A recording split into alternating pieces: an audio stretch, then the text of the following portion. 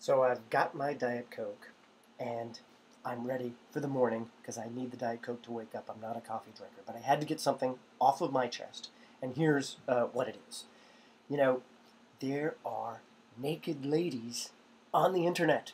You may have heard this. I've not seen them myself, but I've read about it. Yes, I read about it. In fact, in the New York Times, there was a woman who happened to be Egyptian who was naked. She took off her clothes and had her picture taken on the internet. Yes, and this is a big deal all over Egypt because they said she was doing the wrong thing by protesting repression of women and what women can choose to do with their own bodies, and therefore, pretty much she was universally condemned in Egypt, including by the secular and so-called liberal political groups within Egypt. And said, well, we won't have anything to do with her. How dare she do this thing with her own body that doesn't hurt anyone at all? No, they had to condemn her. Why? Well, because she is a resident of Egypt, where extremist groups feel that it's their business to decide what someone else does with their own body. And I have to admit that if I were advising this young woman, who's someone who's active in the Arab Spring, that, for her own safety, maybe she shouldn't do this. But it is remarkable because we've gone through the looking glass where the only reason that we should note or care what she does with her own body is because of a society that says some other imam or some other entity gets to decide what you do with your own choices. What's even scarier is that in the so-called liberal mainstream media in America, well, we see that they have to play along as well with this premise that somehow she'd done something extreme when in fact she hadn't done really much that's noteworthy at all last I checked in terms of understanding how the internet works. And this isn't the only situation like that. The same day, November 18, 2011, we see across the world another similar example. The New York Times has a big piece about the Mormons putting on ads to address their perception problem. And the perception problem has to do with them being viewed as sexist and anti-gay.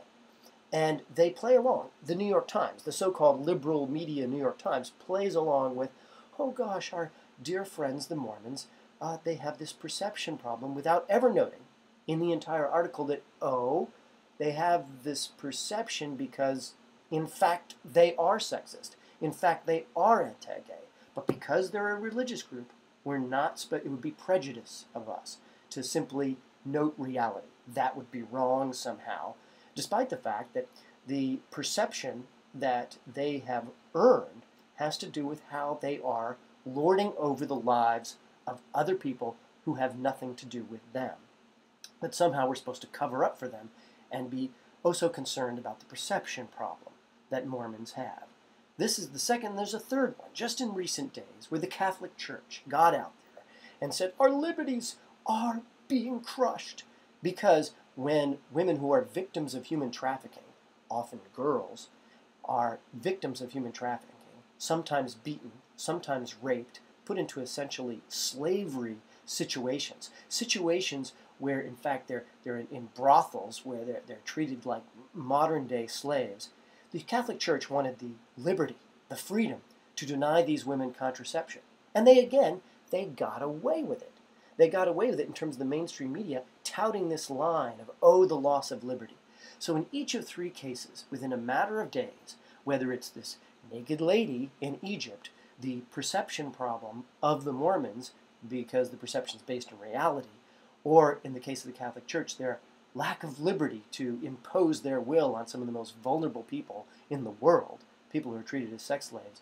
In all cases, the mainstream media came down on the side of saying, oh, yeah, we better back off and defer to religious groups as they oppress, as they go on the attack against the most vulnerable and against those who should be treated equally and fairly.